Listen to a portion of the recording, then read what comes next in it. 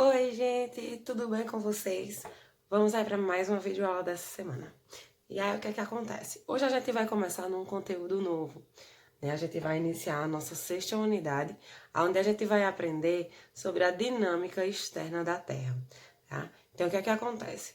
Na unidade anterior, a gente estudou todas as movimentações, tudo aquilo que acontece no interior do nosso planeta. Dessa vez, a gente vai falar sobre a parte externa, sobre aonde a gente mora, né? Essa partezinha aqui de cima. E aí a gente vai ver o que pode causar essas modificações externas, que pode ser tanto a nossa própria ação, né? A ação do ser humano, como ações naturais, né? Seja através do vento, da chuva, tá certo? E aí a gente vai se aprofundar e conhecer um pouco mais sobre isso ao longo do nosso vídeo. Lembrando, né, que nas videoconferências também a gente costuma trabalhar esses conteúdos para vocês colocarem as dúvidas a limpo, né? Então, qualquer coisa, qualquer dúvida que for surgindo, já vão anotando para as nossas próximas videoconferências tirar essas duvidazinhas, tá certo? Então, vamos lá. As paisagens estão constantemente em transformações, né? Não dá para mudar. Algumas transformações elas podem acontecer em curto prazo ou a longo prazo. E isso depende do tipo de mudança que está acontecendo em algum período que a gente esteja passando, né? E aí, essas dinâmicas elas acabam que trazendo transformações para a nossa parte externa, né? Elas causam transformações que na maioria das vezes a gente pode ver a olho nu ou não. Isso depende da fração de tempo e do tamanho, né, aí dessa transformação que pode ser causada, tá? E aí, a gente tem, né, os principais processos que fazem parte dessa dinâmica externa do planeta, que é o intemperismo, gente, intemperismo, que é o processo de desgastes ou decomposição gradual das rochas da superfície causadas por agentes, como a água, o calor, o sol e os ventos, que alteram as propriedades físicas e químicas dos minerais que compõem as rochas. O intemperismo pode ser físico ou químico. Ou seja, o intemperismo é toda modificação que as rochas causam, passam, né, ao longo dos seus milhões de anos, né? E aí essas mudanças é o que traz formas novas a essas rochas. Elas podem diminuir ao longo prazo, né? Ou ganhar formas geométricas das mais variadas possíveis. E aí o intemperismo ele pode ser físico, né? Que pode ser causado pela fragmentação da rocha em pedaços de vários tamanhos ou em partículas, principalmente pela força com o crescimento de raízes entre as rachaduras das rochas, por exemplo, ou ainda a variação contínua de temperatura, fazendo com que as rochas se dilatem e se contraiam sucessivamente, causando fraturas e fragmentação nessas matérias. E aí o que seria isso, gente? É simples.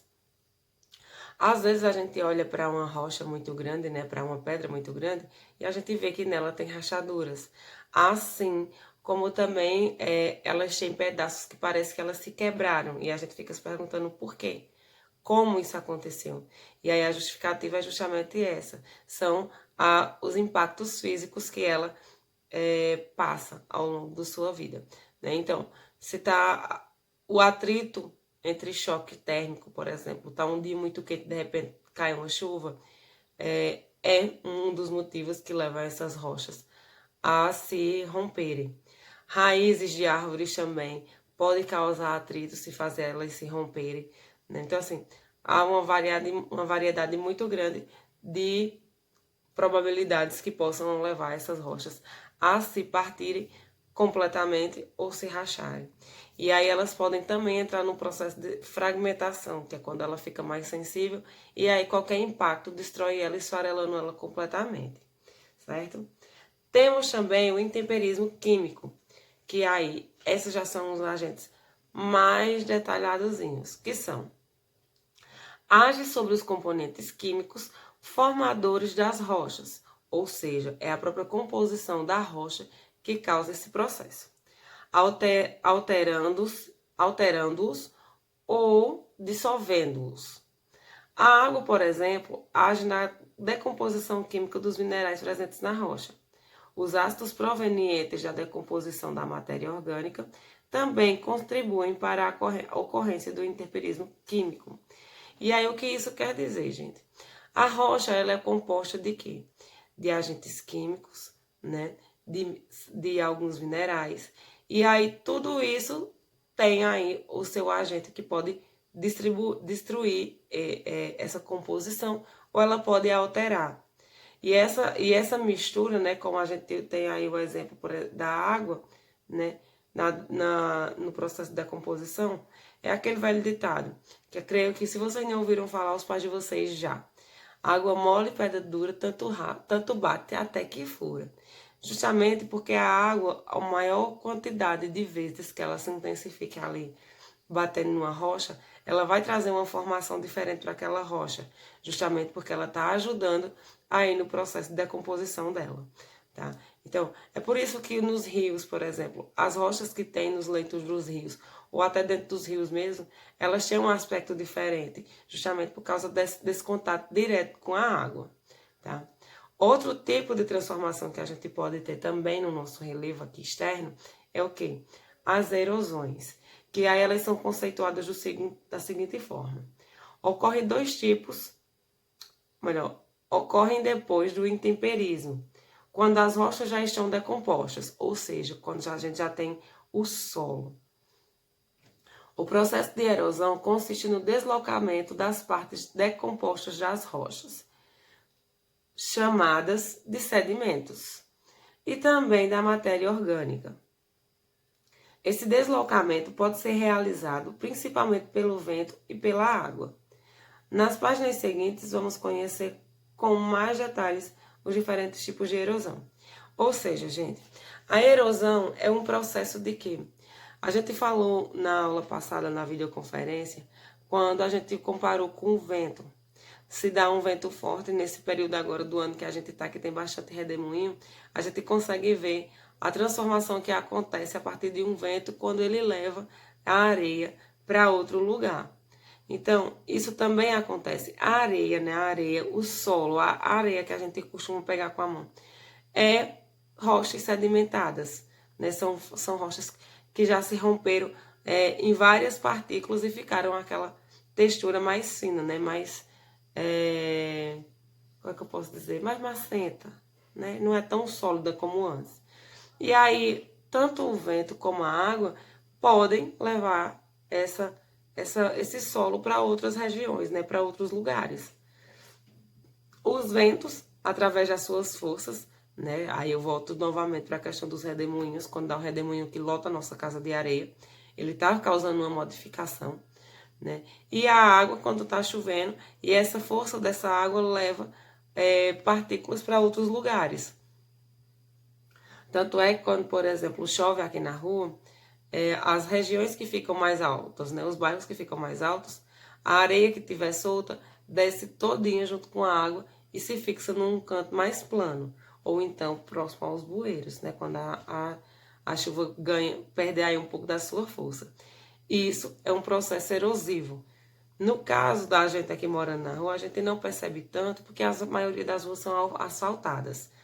Mas quando é nas áreas rurais, em estradas de sítio, principalmente que chove, que fica cheio de buraco, né? Fica aquelas rachaduras, aquelas fissuras no solo, é justamente um processo de erosão, que pode ser tanto levando esses dejetos de areia, né, de solo, ou também de matéria orgânica. E essa matéria orgânica pode ser raízes, até as próprias plantas, vestígios de animais, enfim.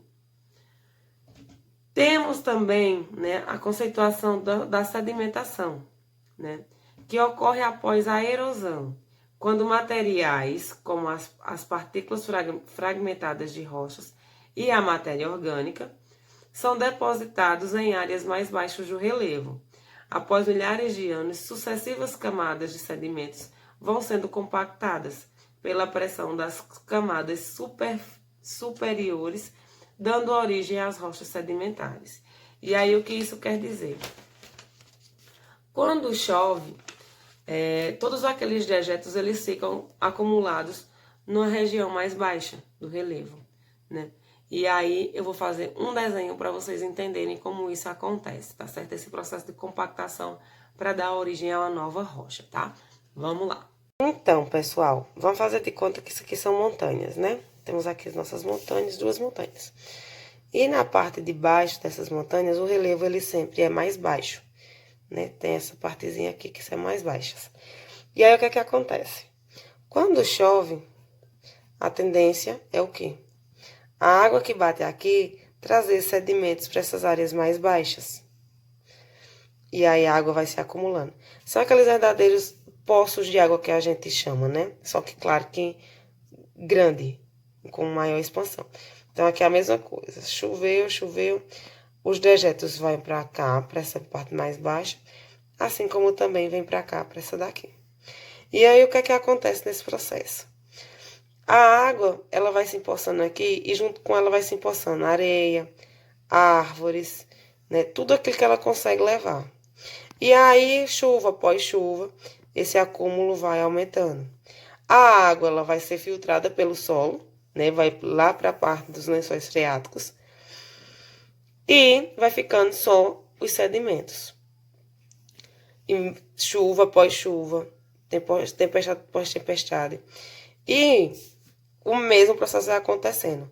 Junta-se a água com os dejetos, a água se infiltra para o solo e fica armazenada aqui. E aqui só os dejetos, os sedimentos. E isso, repetidas vezes, o que é que acontece? A camada que chegou aqui primeiro, ela vai sendo compactada cada vez mais a cada camada nova que se chega. Então, outras e outras vão chegando e vai se formando outras camadas. Até que os dejetos que vão saindo daqui vai fazendo com que essa montanha aqui diminua. E essa daqui é a mesma coisa, diminua para os dois lados. Quando se passar aí alguns milhões de anos, esse relevo aqui entre as duas montanhas que era mais baixo, vai sendo preenchido ao ponto de ser totalmente compactado e dar origem às rochas sedimentares. As rochas sedimentares são aqueles tipos de rocha que quando a gente pega ela se esfarela, né? É justamente porque ela é feita na base de sedimentos e esses sedimentos, mesmo compactados com grande pressão, eles não conseguem se unir tão rápido ao ponto de deixar essa rocha fortalecida para que a gente não consiga destruir ela, certo? E aí, pessoal, entendido esse processo todo de sedimentação, acúmulo de resíduos e compactação do solo para gerar uma nova rocha, a gente vai aí ver a questão das erosões. E aí a gente vai ver as erosões pelas águas, erosões pelos ventos e, claro, da nossa própria ação. Então, vamos começar pelas águas. As águas, elas podem ter aí três fontes que possam causar essas variações no relevo. São as águas da chuva, né? E aí, o que é que acontece nessas águas das chuvas? Vocês já perceberam que quando chove, e chove muito, causa toda uma transformação no cenário. Desde as plantas que ficam mais vigorosas, com plantas mais bonitas, como açudes que acumulam bastante água, né? E isso é interessante que a gente entenda que mesmo com essas visão assim, bem exposta para o nosso entendimento, acontecem muitas outras modificações que a gente não consegue ver a olho nu. E aí o exemplo disso é o quê? Modificação nas rochas, que claro, são processos que acontecem lentamente. Modificação no próprio relevo, nesses relevos mais altos, como montanhas, planaltos, acaba que tendo o seu desgaste, né, através da ação das chuvas. Temos também a questão das águas dos rios. E aí um exemplo claro é o nosso rio aqui, que a gente vê todo um cenário sendo configurado de acordo com a quantidade de água que vai passando por debaixo da ponte, né? Então, quando essa água ela tem uma grande intensidade, o que é que vai acontecer? Ele vai mudar a estrutura do rio, porque a água vai ganhar mais margem, né? Ela vai ficar mais larga de um lado para outro do rio. As vegetações Dependendo da correnteza da água, pode levar a algumas vegetações. As rochas também passam por um processo de transformação por causa da agressão que essa água bate nela, né, do impacto que essa água bate. Então, vai reconfigurar o cenário desses rios. Justamente é uma variante entre o excesso de água e quando esse excesso ele diminui. A gente consegue ver a olho nu que há uma transformação muito grande. Outro tipo de ação que a água pode acontecer são as águas do mar. E aí você já está se perguntando, mas como é tanta água, a gente fica praticamente tão longe? Mas sim, o mar também pode causar alterações no nosso relevo, né, na nossa dinâmica externa. E como, gente? Através das suas ondas, através do processo de maré. Né? Quando as marés sobem, quando as ondas ficam mais fortes, elas batem. E claro, para quem já foi na praia e pôde ficar lá com o pezinho dentro d'água, percebe que quando a gente fica com o pé dentro d'água, que a onda fica vindo e voltando, a gente tem a sensação, a gente sente a terra sendo escavacada pela água. Então, é desse jeito que o mar também tem sua interferência, as águas oceânicas também têm sua interferência no nosso relevo. Por ano, são lançados para o fundo do mar grandes toneladas de areia, justamente tiradas daí da praia, durante o processo de maré cheia. E aí tem também a questão, né, dos paredões, aqueles paredões em relevos mais altos, que na parte de baixo, que tem contato com as águas oceânicas, são rochosas. Né? Também tem o atrito da água com a terra por ser muito sedimentar, ela acaba que cedendo a essa pressão da água. E isso também traz uma nova configuração. Tá? Outro tipo de interferência que também é oriundo das águas são as geleiras. E aí as geleiras eu acho que é um exemplo mais fácil de vocês entenderem, né, esse processo de transformação. Por quê? Se as águas passam por um processo de congelamento, de resfriamento, elas vão virar gelo e vão ganhar outras estruturas aonde elas vão se fixando. Se acontece um processo de derretimento, também vai causar uma mudança na paisagem, porque vai sair do estado sólido para o líquido e uma nova reconfiguração daquela paisagem vai surgir a partir daquele processo de derretimento. Além, claro, de uma variação de cenário de períodos diferentes entre outono, primavera e verão. Outono, primavera e verão. E inverno. Né? Acaba que trazendo aí suas reconfigurações para o cenário mediante a esse processo de formação de gelo e derretimento de gelo. E isso acontece tanto nos relevos planos, né, aqui no solo, como também nas montanhas, né, no topo das montanhas, como também nas geleiras lá do Ártico Polar Norte e no Ártico Polar Sul, que mesmo que atinja baixíssimas temperaturas, há sim uma parte do ano que essas temperaturas elas se elevam e tem sim um processo aí de transformação desse relevo baseado em gelo. As calotas polares elas acabam aqui passando também por um processo de derretimento e depois, consequentemente, reconstrói-se, né, através aí das águas que caem das chuvas. Entendida a interferência das águas, a gente tem a interferência dos ventos, né? Que aí o vento é um dos agentes que modificam as paisagens, mas é um que demora longos e longos anos até que a gente consiga ter essa percepção tão grande, né? E aí os ventos eles podem interferir numa estrutura de uma rocha, onde ela pode ser totalmente moldada aí no decorrer dos milhões e milhões de anos através da força dos ventos. O próprio relevo, né, pode também sofrer essa alteração, como mais uma vez usando aí o exemplo dos redemoinhos, através da correnteza dos ventos, esse vento pode levar areia, né, qualquer tipo de solo para outros espaços. E aí, é claro, se esse vento está levando, ele está tirando de algum lugar. Então, ele causa dois processos de modificação. Ele causa a modificação da paisagem, de onde ele tira esses sedimentos e aonde esses dejetos vão parar. Né? São dois processos diferentes, o da saída e o da chegada. Tudo isso causado pela ação dos ventos.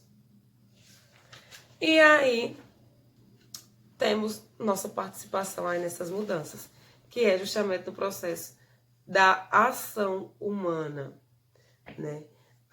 A nossa ação, gente, ela causa transformações na paisagem, no relevo externo, né? Na parte externa da Terra, desde que o homem, né?